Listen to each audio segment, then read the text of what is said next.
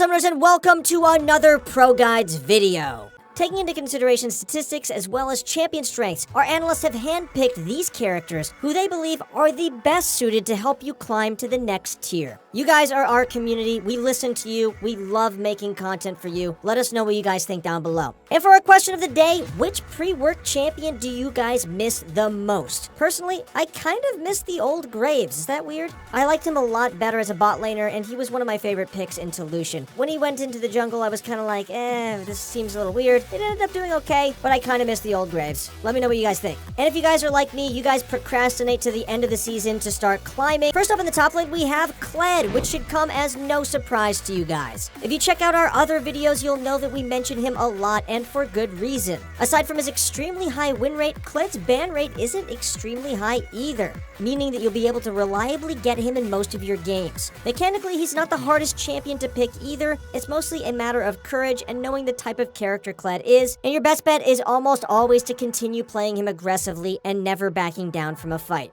The biggest reason to pick him up is because he's a champion you want to be proactive on. He plays aggressively in his own lane, then proceeds to make plays by engaging on his enemies elsewhere. As the game progresses, he continues to carry games by continuously hard engaging and working to close them out. By using your ultimate effectively, you'll be able to snowball the game out of control, picking up several kills for yourself while also setting up your team for success. Our next pick, and don't hate me for this guys, is going to be Teemo.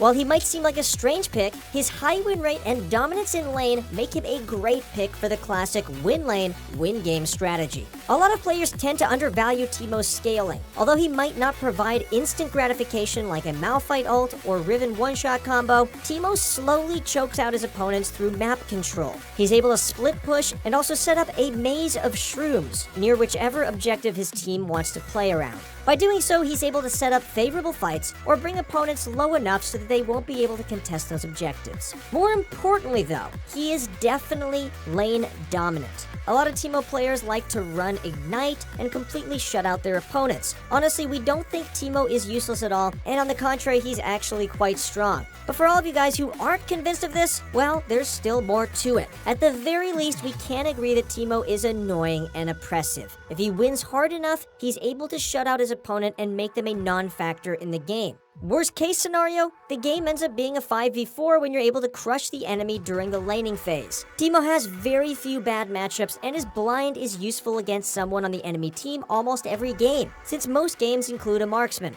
To wrap it up, Teemo isn't very difficult. He doesn't have any real skill shots to land, and all you need to do is kite. And make sure you don't misclick your Q. I know you guys will be able to pick him up within a couple games and start crushing your opponents. Okay, here's a recap of our top lane builds. Now let's move on to the jungle. Alright, first up in the jungle is an extremely popular as well as powerful pick, Echo. For the past few patches, he's been killing it on the Rift. While his ban rate is creeping up in higher elo, players in lower elo don't place as much value on him.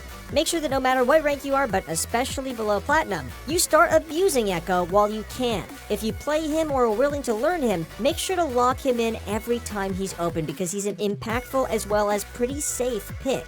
His clear speed is good, and his ganks are solid as well. Echo is great because he's an assassin champion, but is an extremely safe one. If he can't successfully burst down his opponent, well, he can use his ultimate to get out of the mix safely and look for a second opportunity. How crazy is that? In cases where he's caught out, if his enemies aren't able to completely finish him off, he can instead use his ultimate to regain a large portion of his health back and punish his enemies instead. Our second pick is going to be Nocturne. The biggest reason we're listing him here is because of how underrated he is. Nobody talks about this guy. Essentially, he's a less popular Rengar. With such a low ban rate, you have almost no reason to fear getting banned out. What Nocturne has over his other assassin counterparts is how disorienting his ultimate can be. Paranoia is extremely confusing when you have to play against it. For one thing, you don't know who's getting ulted by Nocturne until at least a few seconds have passed, and the game is harder across the board when the lights are off. You can't see the entirety of team fights, you don't know where you should be rotating, you don't even know who's the one getting singled out. In terms of actual jungling, Nocturne clears quickly and is pretty difficult to invade. The reason that people don't gank with Nocturne pre-6 isn't because he's weak, it's because he doesn't have a gap closer. If his opponents are coming to him, that saves him the trouble of having to chase them down, and he's free to look for extended 1v1 duels with them. This also means that skirmishes in the river are often optimal. The combination of lethal tempo, his spell shield, fear, and bonus damage from Q make him one of the hardest champions to 1v1. Alright, now here's a recap of our jungle builds. So let's move on to the mid lane. A rather cheeky pick that's still swimming around the mid lane is going to be Pyke. Although he was considered a dead champ following nerfs to his wave clear, there's still a dedicated player base making him work in the mid lane. In spite of a low play rate, his win rate has been hovering just below 55% as of late. That's a really high win rate. While he may not be able to clear waves very well with his abilities, he's still able to build Tiamat to get around this weakness. With that out of the way, he's still the same old solo lane Pyke that many players fall victim to. He has a ton of sustain, great gank setup, and high damage output. Once he hits 6, getting hit by either his stun or hook is usually a death sentence, more so than Thresh's. Sorry, bud. Pyke is a pub stomp champion in general. His high mobility and high damage playstyle make him a great champion to make plays independently. Aside from this, the increased income he has access to as a solo laner also means that he's going to hit harder. While he's known for his iconic resets and splitting income with his allies, what makes mid Pyke so strong is his ability to roam and make picks. He moves fast, especially with his W, so he's able to catch side laners off guard and pick up free kills.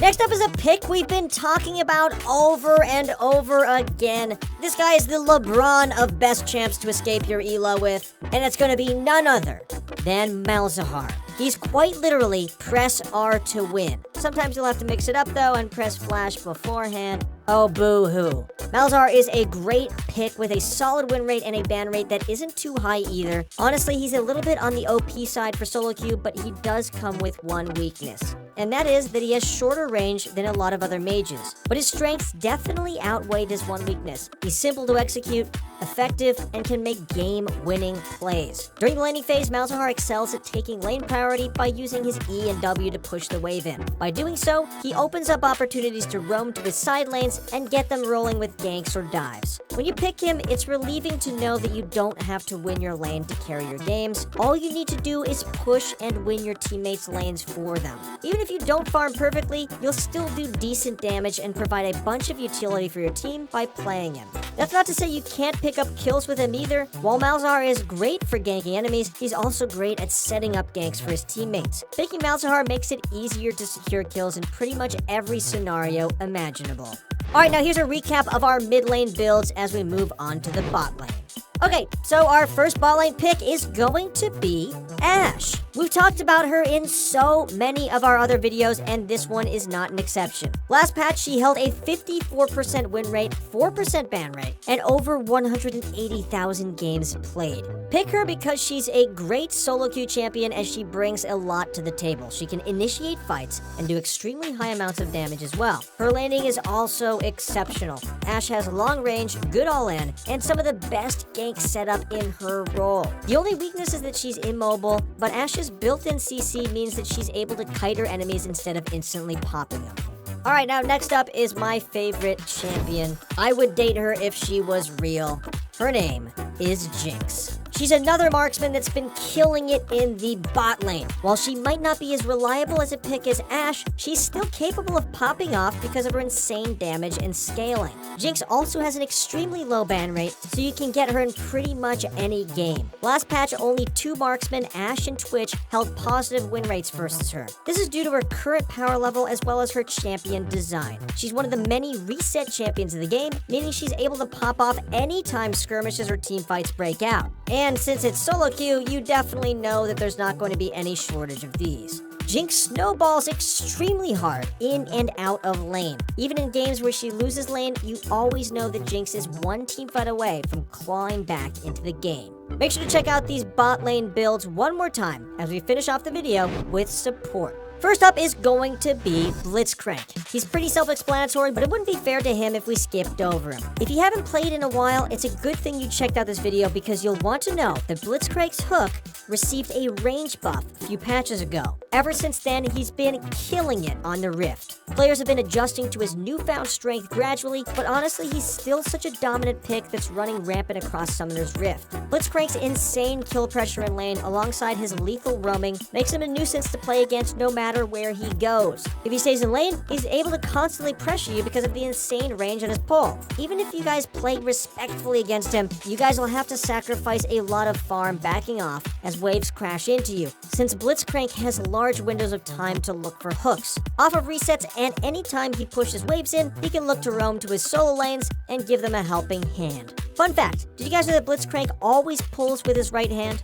Due to how minion waves interact and the geography of the map, this also means that blue-sided Blitzcrank has a slightly easier time of landing hooks. I bet you didn't know that. Well, it's not a big deal, but it's more of like a fun fact. Okay, on to our final pick of this video, and that is going to be Shaco support. Considering his high ban rate, targeted at his terrifying jungle presence, it's not often that you'll be able to pick him up. Nevertheless, if the opportunity arises, it's helpful to note that he held just below a 55% win rate as support, the highest across the role. It seems like those buffs to his boxes didn't just help out his jungling, it helped out his support role as well. The biggest reason for this is that Shaco support's biggest weakness has been remedied. He can now clear the wave. Shaco is a tricky champion to play against no matter where he goes. He can always look to set up death traps and pick off unsuspecting foes. He's a pretty big nuisance to play versus, because even if you don't walk into his boxes, he can spam his E safely and just back off every time. Even if you try to punish him, Shaco can always use his Q to jump out, leaving you unhappy and frustrated.